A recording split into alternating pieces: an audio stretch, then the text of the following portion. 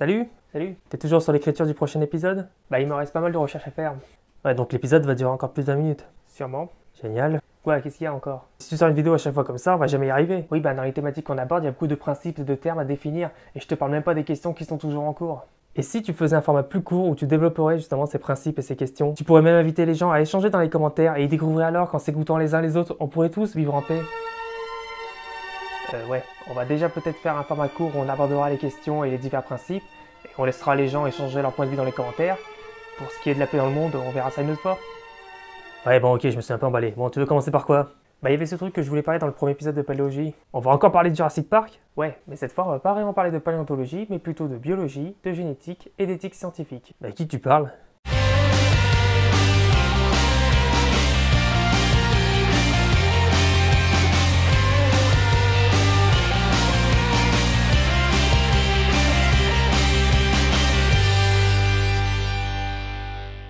Bonjour à tous, on se retrouve aujourd'hui pour le premier épisode du Paléoscope, un format plus court où je m'attarderai sur une question ou un débat en particulier. C'est bon, c'est pas la peine de le répéter, ils ont tous vu l'intro. Ok, c'est bon, pardon.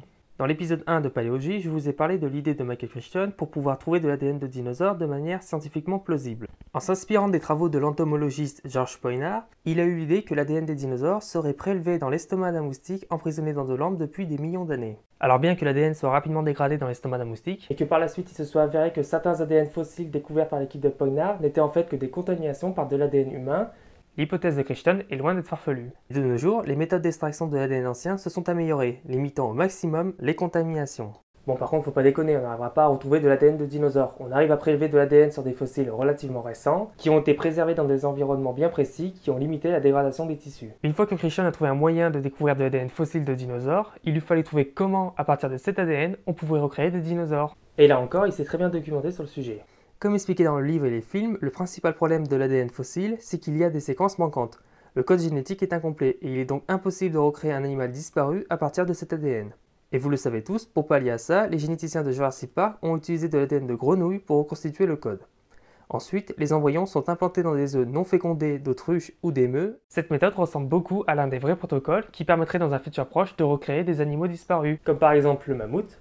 La méthode utilise l'ingénierie génétique. À partir de plusieurs restes fossilisés d'animaux disparus, on reconstitue l'ensemble de la séquence génétique.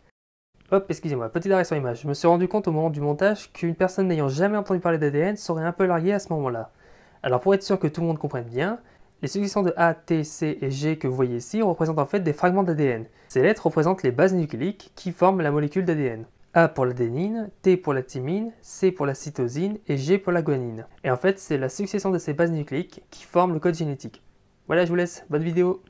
Cette séquence est ensuite comparée avec celle de l'espèce actuelle la plus proche. Dans le cadre du mammouth, il s'agit de l'éléphant. Une fois les différences entre les séquences identifiées, diverses méthodes d'ingénierie génétique vont modifier les séquences de l'espèce actuelle pour qu'elles se rapprochent de celles de l'espèce éteinte. Donc on a maintenant une cellule avec le code génétique de l'espèce éteinte, du moins une partie du code génétique de l'espèce éteinte, mais comment faire pour que cette cellule donne un organisme complet? Et bien pour cela, on utilise un protocole de clonage dont vous avez sans doute entendu parler avec la brebis Dolly. Non. C'est le premier mammifère à avoir été cloné. Ah. Pour y arriver, les scientifiques ont prélevé les cellules d'une brebis adulte, qu'on appellera la brebis A, qu'ils ont mis ensuite en culture in vitro. En même temps, ils ont prélevé chez une brebis femelle, la brebis B, des cellules œufs, que l'on appelle aussi un zygote. Il s'agit tout simplement de la première cellule d'un nouvel organisme. Elle est issue de la fusion d'un spermatozoïde et d'un ovule. Ils ont retiré le noyau des cellules œufs et injecté à la place le noyau des cellules précédentes. C'était quoi le but de tout ça? Eh bien en gros, le code génétique des noyaux de chaque cellule contient toutes les informations et les ordres qui permettront de former un organisme. Et dans le cytoplasme de la cellule œuf, c'est-à-dire la zone entre le noyau et son enveloppe, il y a tous les outils, entre guillemets, qui vont lui permettre de devenir un organisme complet. Attention, petite parenthèse, je ne suis pas en train de dire que la cellule œuf est un organisme à part entière. Les scientifiques ne savent toujours pas à quel moment du développement de l'embryon on peut dire qu'on a un organisme à part entière. Mais bref, revenons à nos moutons. Ou plutôt à nos brebis. Désolé. En remplaçant le noyau des cellules œufs de la brebis B par le noyau de la brebis A, on change l'information et les ordres qui vont être donnés aux outils de la cellule œuf. Ainsi, quand on va implanter cette cellule chez une mère porteuse pour que l'embryon se développe, eh bien l'individu qui va naître sera un clone parfait de la brebis A. Et pour en revenir au cas des espèces disparues, une fois qu'on a une cellule avec le code génétique de son noyau modifié, on prélève ce dernier et on le transmet dans une cellule œuf, que l'on implante chez une mère porteuse de l'espèce la plus proche. Bon, vous le voyez, il y a des similitudes avec Jurassic Park. Mais dans la réalité, il n'y a pas proprement parlé de transfert de gènes entre espèces. Ça, d'après ce que j'ai lu, il ne semble pas que ce soit encore possible. Mais la méthode de Jurassic Park est loin d'être farfelue. Le problème avec l'ADN de dinosaures, c'est qu'on n'a strictement rien. Par contre, on a des dinosaures bel et bien vivants. Je veux bien sûr parler des oiseaux. Et vous imaginez si avec des manipulations génétiques, on pouvait leur redonner leur aspect d'il y a 65 millions d'années? On peut faire ça? C'est du moins ce que tente de faire l'équipe du paléobiologiste Hans Larsson. On a vu que les oiseaux ont perdu quelques caractéristiques des dinosaures du Mésozoïque, comme par exemple une longue queue. Il faut savoir que l'ensemble des caractères observables d'un individu, qu'on appelle le phénotype, est déterminé par les gènes de l'individu, ou plutôt par les allèles de ces gènes. Un allèle correspond à une version variable d'un gène. Si vous voulez un exemple connu, pour le gène déterminant notre groupe sanguin, on a 3 allèles. L'allèle A déterminant la présence de la molécule A, l'allèle B déterminant la présence de la molécule B, et l'allèle O ne codant pas de molécule active. En ce qui concerne les dinosaures, l'absence de queue développée chez les oiseaux peut s'expliquer par la présence d'un allèle différent des autres dinosaures. Il se peut aussi que l'allèle soit le même, mais que la chaîne de réaction permettant d'arriver à l'expression d'une queue développée soit perturbée. Mais pour simplifier ici, on va dire qu'on a 2 allèles différents. Le but de l'équipe de Larsson est de modifier l'allèle présent chez les oiseaux via des manipulations génétiques, pour avoir le même allèle que les dinosaures fossiles, et ainsi avoir un oiseau avec une queue développée. Et ensuite, avec le même protocole, ils pourraient refaire apparaître des dents chez les oiseaux, transformer leurs ailes en pattes, etc. etc. L'équipe a déjà eu quelques résultats probants, mais ils sont loin d'avoir redonné l'aspect d'un tyrannosaure à une poule. Donc il semble que les progrès de la science pourraient dans un futur proche redonner vie à des espèces disparues. Mais tes exemples ils sont dégueulasses, on fait pas revivre des animaux disparus, on transforme des animaux actuels en soi-disant animaux disparus. T'as pas tort, et on arrive justement au gros problème que soulèvent ces méthodes permettant de refaire vivre des animaux disparus. Il n'y a pas si longtemps, je suis tombé sur un article parlant d'une équipe de chercheurs voulant refaire vivre les mammouths. Pour cela, ils souhaitaient employer la méthode de l'ingénierie génétique, en modifiant les séquences d'ADN de l'éléphant d'Asie. L'embryon serait ensuite implanté chez une éléphante. Si vous vous souvenez, on a vu la même chose pour l'espèce humaine. Des chercheurs s'étaient mis en tête de refaire vivre l'homme de Néandertal avec le même principe, en faisant appel à des femmes pour servir de mères porteuses. Bon, heureusement l'expérience n'a pas eu lieu. Mais dans les deux cas, on a une espèce qui va donner naissance à une autre espèce. Mais au sens littéral, pas après plusieurs millions d'années avec l'action des mutations et de la sélection naturelle. Ça pose pas mal de problèmes au niveau de la définition même d'espèce. Déjà qu'il n'est pas vraiment facile de définir ce qu'est une espèce. Il y a un consensus pour dire que quand on a 2 groupes d'organismes qui sont isolés génétiquement, c'est-à-dire qu'ils ne peuvent ni se reproduire entre eux, ou que s'il y a accouplement, il n'y a pas d'embryon formé. Dans ce cas-là, on peut dire qu'il y a 2 espèces.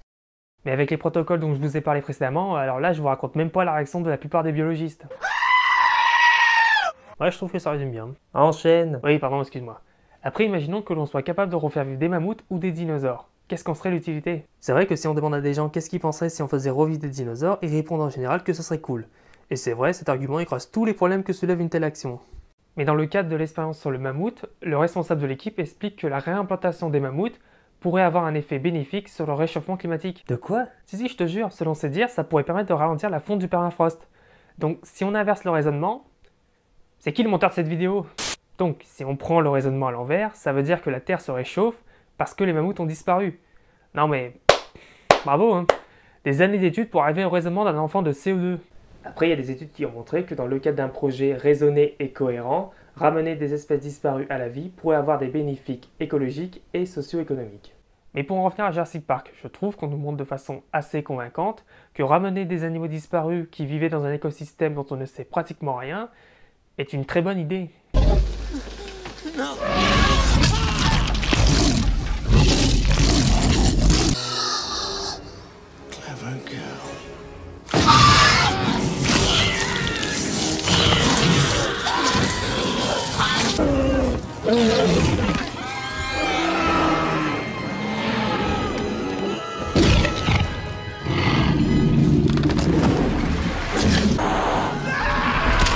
On a aussi la question de savoir si l'homme a le droit de refaire vivre des animaux qui ont naturellement disparu, avec notamment les diverses répliques du professeur Malcolm. Il y a une chose que l'histoire de l'évolution nous a apprise, c'est que la vie ne peut pas être contenue. La vie prend le large, la vie conquiert de nouveaux territoires, elle renverse toutes les barrières.